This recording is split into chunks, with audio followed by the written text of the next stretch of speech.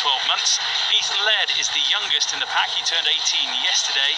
Certain names stand out, of course. Angel Gomez, James Garner and Tai Chong in particular after their exploits on tour with Ole Gunnar Solskjaer's first team this summer.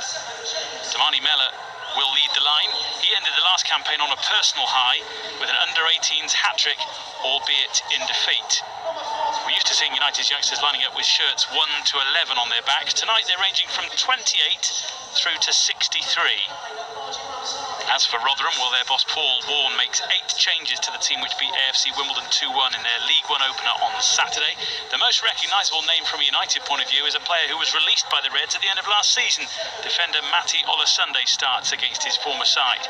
Freddie Ladapo is one to keep an eye on. He can play out wide or through the middle and bagged 18 goals for Plymouth Argyle last season. Carlton Morris has scored against United's reserves before at Old Trafford for his parent club Norwich City.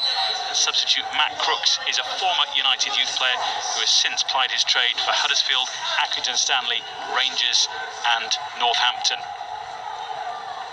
United's Football League trophy journey begins here. Rotherham are the first opposition to try and keep these Old Trafford youngsters quiet in a competition that could help their development no end.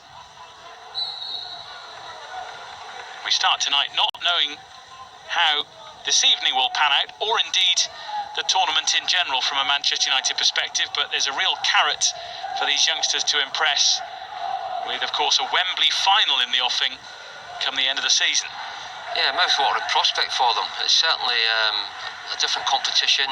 Midweek matches are a little bit different from Saturday games, and when you're playing at stadiums with a decent crowd in there, it just makes that a little bit more edgy, a bit more sort of more sort of competitive football, sort of hopefully, that we'll see, and it just makes a little bit of a difference for some of these lads stepping up from some of them last year playing obviously academy football. This is Mella fighting for the ball with Richard Wood, who was an FA Cup quarter-finalist with Charlton. Started out with Sheffield Wednesday, moved on to Coventry. Was a key component in the promotion to the Championship for Rotherham, scoring a couple of goals against Shrewsbury at Wembley in the playoff final after extra time to get them up into the second tier of English football. Here's Gomez, chance for Chong. Good solid save from Lewis Price. Excellent save. Thought that for sure that's going to be us 1-0 up on Chong's left foot there. Looks as if he took the right option as well. He's just trying to pass that in to the keeper's right. Delivering right, I thought. Good save. Stood up as long as he could and got his right foot to it. Vastly experienced goalkeeper, turned 35 over the summer. And Chong tried to give him the eyes, but the Welsh international wasn't going to be fooled. And you could say he'd probably be disappointed he didn't score, but I would say that was a fantastic save really, because the keeper's thinking he's got to go one way or the other, and as you say, maybe give him the eyes a little bit, but I would say very good save. Free kick there for the challenge by Barleza on Garner. Barleza on loan from Newcastle United.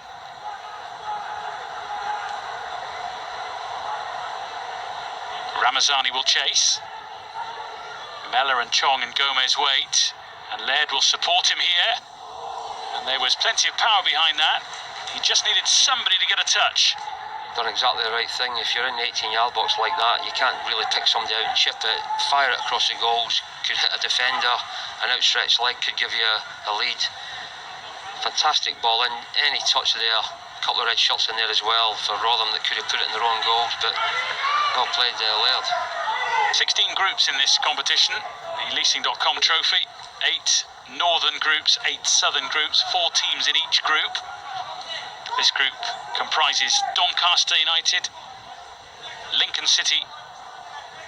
Doncaster Rovers rather, Lincoln City, Rotherham United and Manchester United under-21s. You play each team in the group once. All United's fixtures are away, as is the way with an invited Premier League under-21 team. No extra time in these games, so if we're level after 90 minutes, we go straight to penalties. You get 3 points for a win inside 90 minutes, 2 points for a win on penalties, and just 1 point if you lose on penalties, because of course you've drawn the game in regulation time. If you lose inside 90 minutes, no points, of course. Well, incentives there to obviously open up an attack and make sure you get 3 points, because you could think you could get some good results and not progress. So you've got to really gamble a little bit, especially probably in the second half of matches. And the top 2 teams in each group go through to the round of 32 knockout stage. Now, goalkeeper Lewis Price here knows that there's a real threat here. Angel Gomez more than capable from this kind of position.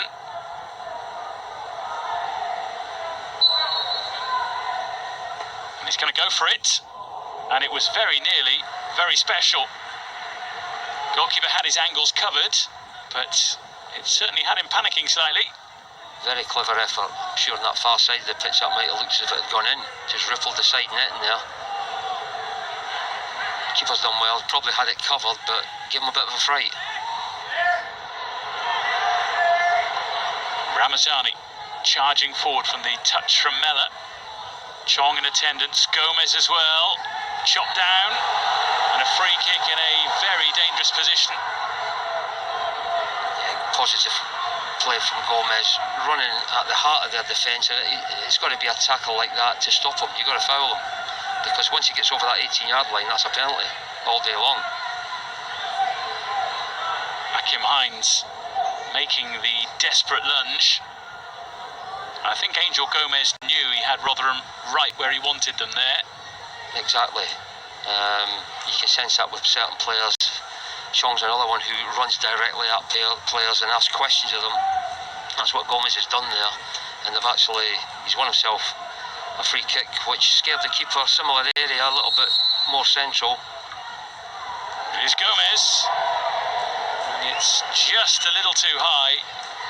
But once again, he had the majority inside this stadium. Mightily worried there. And had the keeper worried again as well. Not a big run up there. Again, ripples in net, just on top of it this time. Not a big run up, totally different from the first one. Here's Ladapo. Options joining him now. He's quite happy to muscle his way through. And it was Lindsay who just couldn't keep the strike below the crossbar. Yeah, Ladapo had to be closed out quicker. Too much time, have a look. Takes a touch, picks a teammate out. Didn't hit the connection, almost ended up looking over Kovar. I'm sure he wanted a better connection on that, and had he got it, I'm sure he put his side one up. And that's his championship for Roy. Former Celtic youngster who didn't actually play for the Green and White Hoops, but moved on to Dumbarton and Morton. Now finds himself in England. Ladapo, swift turn, venomous strike. He is the danger man, absolutely no doubt about that. Yeah, you thought the way he swivelled there, he's got to try and bend that in the far post. I'm sure that's what Kovar was thinking. Whether he took a deflection, obviously, that's why from O'Connor, so it's a good piece of defending to get close enough to him.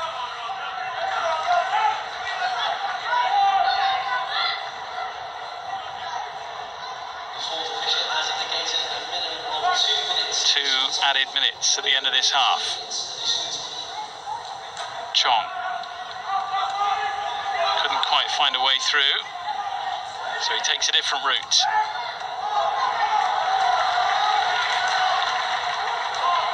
Garner. Gomez. On the side, got the boot in. Lindsay just took too much time. Swift covering from Garner. Now it's Gomez and Mella. Ramazani.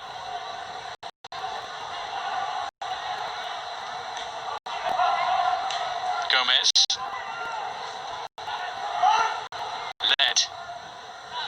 Trying to pin Rotherham back, and he succeeds in winning a corner. I think Garner's went down there when he retrieved that ball in the middle of the park. Good play again by Laird, getting to the dead ball line, winning his side another corner. Garner was struggling just a few moments ago with what looked like a possible back injury or calf injury as he sort of crumpled and held his back. And there is some work here to do, which will just give us a little bit of extra added time. Yeah, he seemed to dig that one out, retrieving the ball tackle. I don't know whether he's obviously hurt himself, you can see that, but certainly I don't know if it's a muscle problem or a knee problem. Looks like one on the knee, I think, the way the physio's attending him. Yeah, Tom Hughes is down there doing the sturdy work. Just might have jarred something there. He got caught in between the opposition player there, and maybe almost like it looked painful. That. Well, you don't wish injury on anyone, but United are well stocked in terms of midfielders on the bench tonight. Aliou Traore, Arnaud Pujmal, Ethan Galbraith and Dion McGee, all waiting for their chance in this competition. So if indeed there is a problem for James Garner, there are others who can step into that kind of role. Although it looks like he's going to rejoin us. Obviously the whistle's going to go very shortly for the half-time break, so they'll have a chance to have a look at him then. But it just looks as if his leg got caught under the opposition player in between them, and it might have just sort of jarred his knee a little bit. This is the kind of corner I would have thought that has to go into the box, otherwise the whistle will go and it'll be the end of the half. So United don't want to lose too much time here, and they have. But you could see that coming, it was predictable. There's no point in having got the ref. You're just going to wind up for a shot there as well, Sean. But obviously the players, alright, they know there's only 2 minutes to go, but you're caught up in the game. They just worked away and great there as well. One of those, I hate to say I told you so really, but there we are. That's half time, and a very encouraging first half from a Manchester United point of view. A really good opportunity for Tai Chong, which was well saved by Lewis Price, and Angel Gomez has been pulling the strings in that first half and has sent a couple of free kicks very, very close to the Rotherham goal. Bright points from both teams in the first 45 minutes.